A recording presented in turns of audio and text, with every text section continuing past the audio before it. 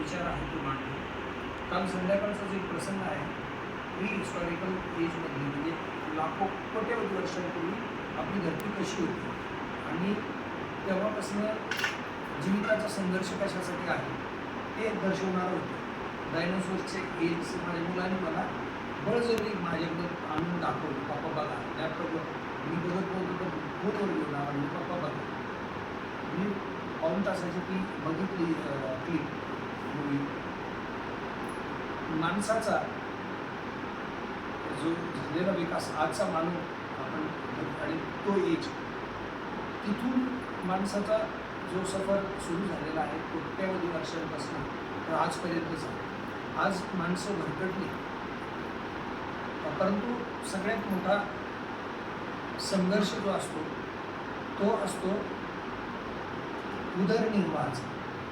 आणि उदरनिर्वाहाचं जे साधन आहे ज्याचं प्रामाणिकतेचं ते तो सगळ्यात जगात वर ठेवण्यात जाणारा जर कोणती कॅटेगरी असेल तर तो कामगार आहे. मे बी आता मी ऑफिसमध्ये आलो फॉर एक्झाम्पल, मी ऑफिसमध्ये आलो आणि मी ऑफिसमध्ये काही काम केलं नाही केलं त्याला कुठलंच काही चेक नाही, बरोबर. सर आहेत, सर आले त्यांनी काही केलं नाही केलं तर फार मोठं काही चेक नाही, महत्त्व कमी होत नाही आहे त्या गोष्टीची. परंतु एक तुमच्यासाठी एक समाधानाची बाब म्हणून सांगतो मी एक गोष्ट. आपण ज्यावेळेस घरी जातो आपल्या चिमुकल्यांना आपण जे खाऊ घालतो किंवा आपण जे खातो ते आपल्या कष्टाचं खातो, याच्यापेक्षा मोठी समाधानाची बाब आहे जेव्हा अर्ली एजमध्ये जसजसं प्राण्यांपासून माणसाचा जसजसा विकास होत गेला तर तेव्हा मी मला थोडं सोपं करून साध्या शब्दात याच्यासाठी सांगतो की फक्त खाणे नंतर मग जसजसं समाजामध्ये थोडा विकास होत गेला मग कपड्याची आवश्यकता भासायला लागली माणसाला, मग रोटी कपडा मग निवाऱ्याची आवश्यकता भासायला लागली समजा. तर या 2-3 मुख्य गरजा होत्या. या 3 गरजा आजही जोही पर्सन असो, ती बाई असो या पुरुष असो, जे आपल्या कष्टाने भागवतं त्याच्या इतकं धन्य कोणीच नाही. आणि ते तुम्ही तुमच्या आवडीनिवडीनं नाही, तुमच्या परिस्थितीनं तुम्ही आहात कामगार. तर कामगार असल्याचा आपल्याला कधीच असा न्यूनगंड नसावा, आपण खाली कधीच आपल्याला बघावं नाही लागलं पाहिजे. मी आज तुमच्यासमोर जे DCA बसलेलो आहे याची साक्षी महामुनी सर आहे. मी इथे फक्त कामगार लोकांमुळेच DCAमध्ये आज थांबलेलो आहे. मला ज्यावेळेस एक प्रसंग आला होता माझ्या जीवनातला त्यावेळेस मी चाललो होतो तिथले कामगार मला आडवे आले, तुम्हाला जायचं नाही असं गव्हर्नमेंट ऑफ महाराष्ट्राची नोकरी वगैरे लागलेली होती.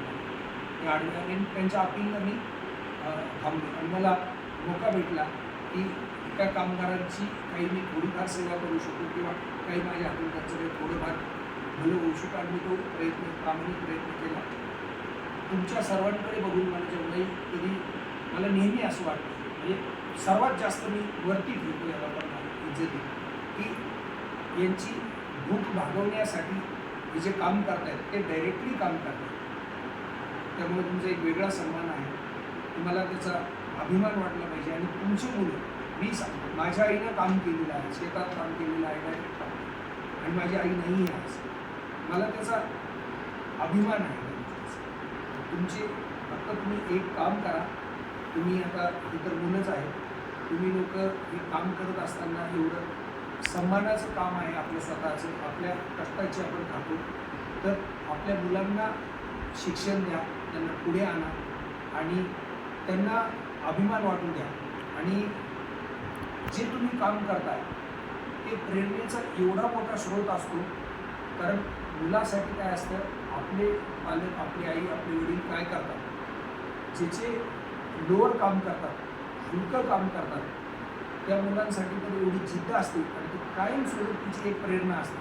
बाकी आज प्रेरणेचं दुर्दैव आहे की लोकांना प्रेरणा मोठ्या मोठ्या स्पीकर्सकडून घ्यावे लागतात, भाड्यानं लोक आणावं लागतात तर ते लोक प्रेरणा देतात. तर तुमच्या घरामध्ये एक अशी प्रेरणा आहे तुम्ही स्वतः तुमच्या पाल्यासाठी की तिला म्हणजे अविरत ती प्रेरणा राहते. फक्त तुम्ही त्यांना तसं मार्गदर्शन करा, जीवनाच्या रिटायरिटीमध्ये त्यांना पुढे नेण्यासाठी मार्गदर्शन करा त्यांना शिकवा, पुढे न्या आणि तुमचं काम चांगल्या पद्धतीने सन्मानजनक पद्धतीनं तुम्ही करताय ते करत राहा आणि स्वतःला असं एक स्वतःवरती गर्व असावा, यस मी माझ्या कष्टाचं खाते, मी माझ्या कष्टाची खाते, असा तुम्हाला अभिमान वाटावा. एवढं माझ्या नजरेत हे असतं. बाकी काम करून घेणाऱ्या लोकांनी मानवतेचा दृष्टिकोन ठेवला पाहिजे, काम करणाऱ्या लोकांविषयी आणि आपल्या कामाविषयी आदरभाव ठेवायचा, काम चांगलं करायचं आणि सन्मानाने राहायचं. एवढंच आज मी तुम्हाला सांगेन आणि मी माझं वैयक्तिक मत तुम्हाला सांगतो. माझ्या नजरेमध्ये तुमची फार मोठी किंमत आहे. म्हणजे जेही लोक काम करतात Incoming call from Rahul RRSTRG Center Madhya. Pradesh identified by Truecaller. फार मोठी इज्जत आहे. काम करून घेणे डेफिनेटली अवघड काम असतं, मी मान्य